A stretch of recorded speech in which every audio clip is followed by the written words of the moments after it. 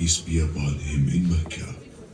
Zamzam water, the story of digging Zamzam well, the construction of the Kaaba. As commanded by God, Ibrahim, peace be upon him, journeyed from Sham, Greater Syria, to Mecca, along with his wife, Hajar, Allah be pleased with her, and their infant son, Ismail, peace be upon him. There, under a large tree at the highest point in the mosque, Ibrahim, peace be upon him, left them on the sacred spot of Zamzam with a water skin and a bag containing dates as their only provisions. Ibrahim, peace be upon him, returned to Sham, trusting in the divine plan. During that time, Mecca was a desolate, uncultivable land with black mountains, barren valleys, and an uninhabited town devoid of any residents. Hajar, Allah be pleased with her, followed Ibrahim, peace be upon him, trying to understand why they were to be left in this desolate place. She called out, "O Ibrahim, where are you going, leaving us in this valley, where there is no person with whom we may find companionship, nor is there anything of benefit?" She persisted in her questioning, following him until they reached Kaaba, repeatedly asking, "O Ibrahim, to whom are you leaving us?" She repeated that to him many times, but Ibrahim, peace be upon him, did not turn back to respond. Then she asked him, "Has God commanded you to do this?" He, peace be upon him, affirmed, "Yes." She then uttered words of profound faith, saying, "Then he will not neglect us." With this unwavering trust in God's plan, she turned back, while Ibrahim, peace be upon him, continued his journey. Having reached the mountain pass where they could not see him, Ibrahim, peace be upon him, faced Kaaba, raised his both hands in supplication, and prayed as recorded in the Quran.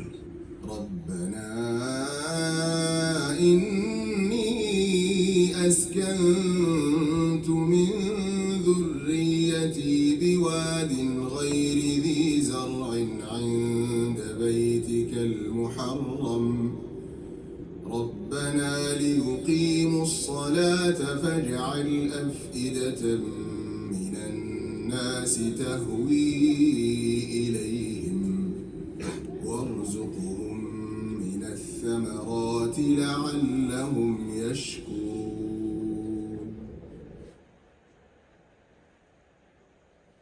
Hajar, Allah be pleased with her, remained with her son, Ismail, peace be upon him, for several days. As their food and water ran out, signs of anxiety and fear surfaced.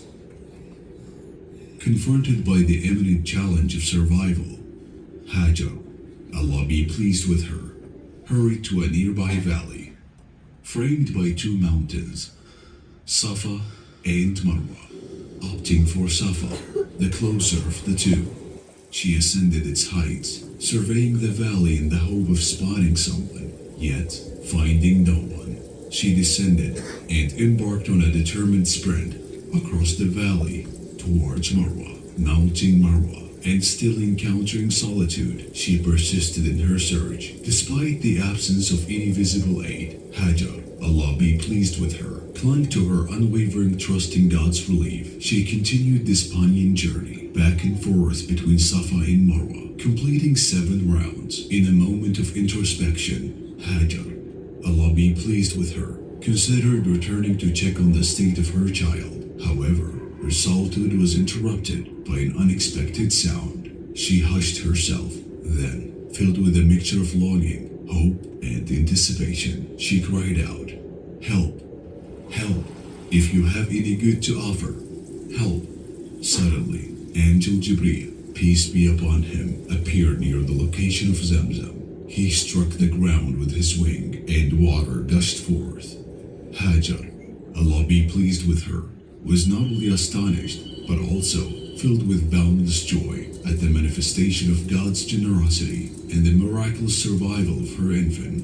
She started scooping and collecting the flowing water, and as it surged, she drank and nursed her child.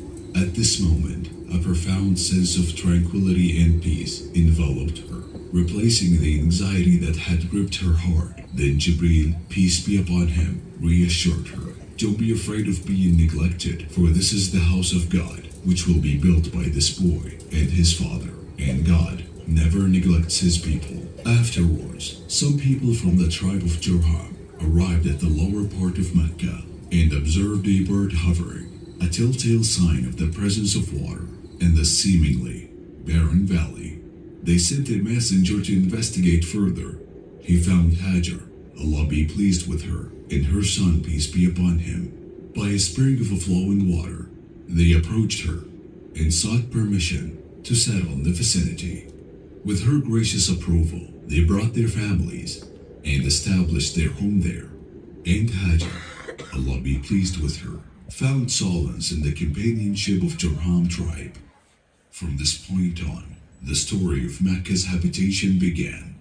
Ismail, peace be upon him, grew up in this blessed land and eventually married into the tribe, marking the auspicious beginning of his descendants. From his lineage emerged the Arab tribes. Among them are Quraysh and Banu Hashim, culminating in the birth of a Prophet Muhammad, peace be upon him. This is Makkah al-Mukarramah, a safe sanctuary where, until our present day, the fruits of all kinds are brought, and its people are provided with blessings by the grace of God, and then by the supplication of our father, Ibrahim, peace be upon him, the steadfast follower of the pure monotheistic faith, and the bearer of the banner of Tawheed, monotheism, and faith. The Quran says, and mention, وَإِذْ جَعَلْنَا الْبَيْتَ مَثَابَةً لِلنَّاسِ وَأَمْنًا وَاتَّخِذُوا مِن مَّقَامِ إِبْرَاهِيمَ مُصَلًّى وَعَهِدْنَا إِلَى إِبْرَاهِيمَ وَإِسْمَاعِيلَ أَن طَهِّرَا بَيْتِيَ لِلطَّائِفِينَ والعاكفين